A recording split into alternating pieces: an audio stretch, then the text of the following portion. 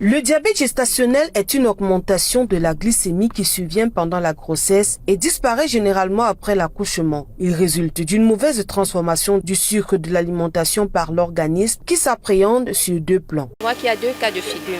Le premier cas de figure, c'est la femme enceinte qui contracte sa grossesse alors qu'elle est déjà diabétique.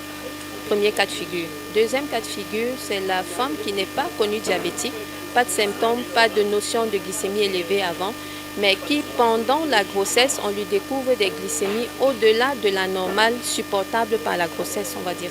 Parlant principalement du diabète pendant la grossesse, la survenue est associée au facteur poids. On pose beaucoup plus sur les facteurs hormonaux et inflammatoires liés à la grossesse qui influencent le fonctionnement du pancréas. Donc, une femme qui tombe enceinte en début de grossesse, en principe, a un pancréas qui a un fonctionnement plutôt normal parce que les hormones de grossesse prennent du temps pour s'élever progressivement. Mais à partir de la 24e semaine, il y a une période qu'on appelle la période d'insulinorésistance qui est liée aux hormones du placenta. Cette période entrave donc le fonctionnement ou la sécrétion d'insuline par le pancréas de la femme enceinte qui voit donc élever ses glycémies et donc le passage directement chez l'enfant. En outre, certains facteurs de risque devraient alerter l'urgence d'une surveillance durant la période de grossesse. Le poids est le seul élément malheureusement sur lequel on peut agir parce que les autres facteurs de risque étant l'âge. Après 35 ans, on est tous, en fait, toute femme après 35 ans est prédisposée à un diabète gestationnel.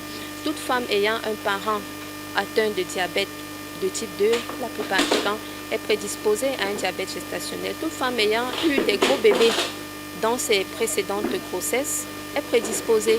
Et une femme qui a déjà été diagnostiquée d'un diabète gestationnel à une précédente grossesse a plus de risque de développer un diabète gestationnel pour la future.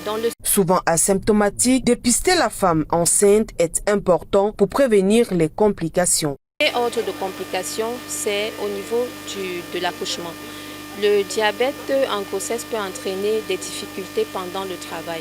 Parce que avoir des accouchements dystociques, c'est-à-dire difficiles, parfois des césariennes, parfois des cas de rupture utérine peuvent être retrouvés. Chez l'enfant ou alors chez le fœtus ou le nouveau-né, on craint beaucoup plus cette macrosomie, c'est-à-dire un bébé qui va prendre beaucoup de poids et qui va avoir une fragilité au niveau cérébral, au niveau osseux. Il est donc conseillé aux femmes enceintes, pour éviter de vivre ces complications liées au diabète gestationnel, de contrôler leur poids et cela intègre une alimentation équilibrée et une activité modérée mais régulière du sport. Il faut opter également pour un dépistage fréquent.